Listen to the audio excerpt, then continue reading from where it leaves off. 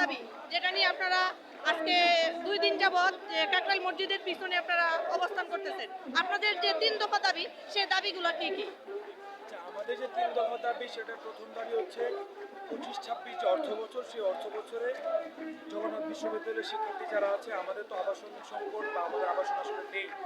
আমি মাত্র মেয়ে শিক্ষার্থীদের জন্য একটা হল আছে, কিন্তু এছাড়া আমাদের হল নেই।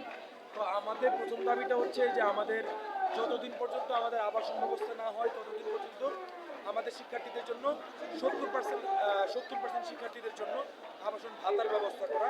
কারণ এইখানে পুরান ঢাকায় শিক্ষার্থীরা অনেক কষ্ট করে থাকে, পাশাপাশি পুরান ঢাকায় যারা হচ্ছে এই বাসার মালিক যারা, তারা বাসাটা সেরকম ভাড়া দিতে চায় না, ব্যাচেলার যারা, বিশেষ করে এটা ছেলেরা সবচেয়ে বেশি ফেস করে। তো এই জন্য হচ্ছে আমাদের প্রথম দাবি হচ্ছে আমাদের আবাসন না হওয়া পর্যন্ত আমাদেরকে যেন 70% শিক্ষার্থীর আবাসন ভাতা নিশ্চিত করা হয়। এবং আমাদের দ্বিতীয় দাবিটি হচ্ছে যে 25-26 অর্থ বছরে জগন্নাথ বিশ্ববিদ্যালয়ের জন্য যে বাজেটটা অনুমোদন করা হবে, সেই বাজেটটা যদি কোনো ধরনের কাটছাঁট না করে, একদম যে বাজেটটা পেশ করা হবে সেটা অগ্রাধিকার প্রকল্পে সেটা যেন বাস্তবায়ন করা হয়। এবং আমাদের তৃতীয় দাবিটা হচ্ছে আমাদের যে দ্বিতীয় ক্যাম্পাস কেরানীগঞ্জে যেটি হওয়ার কথা, সেটির কাজ যেন সুচারুরূপে করা হয়। এই হচ্ছে আমাদের 3টি দাবি। পাশাপাশি গতকালকে আমরা এখানে আসার পরে আমরা আরেকটি দাবির উত্থাপন হয়েছে, সেটি হচ্ছে আমাদের শিক্ষক, শিক্ষার্থী এবং কর্মচারী যারা আমরা ছিলাম, আমাদের উপর পুলিশের যে আক্রমণ, সেই আক্রমণে আমরা চেয়েছি যে এই পুলিশি আক্রমণের বিচার আমরা চেয়েছি। এটা আমাদের আরো একটি দফা। আপনাদের আহত কতজন শিক্ষার্থী হয়েছে? আমাদের প্রায় 50 জনের মতো শিক্ষার্থী আহত, যারা একদম হসপিটালাইজড। আর এখানে অনেক আহত শিক্ষার্থীরা আছে। ইভেন আমি ওইখানে আমি মানে ওই যখন টিয়ারশেল যখন ছাড়ে ওখানে ছিলাম, টিয়ারশেলে তো মুখের অবস্থা কী হয়, চোখের অবস্থা কী হয় জানেন আপনারা।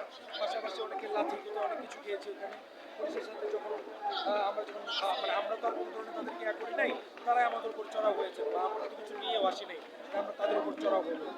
এইটার বিচারও আমরা চেয়েছি।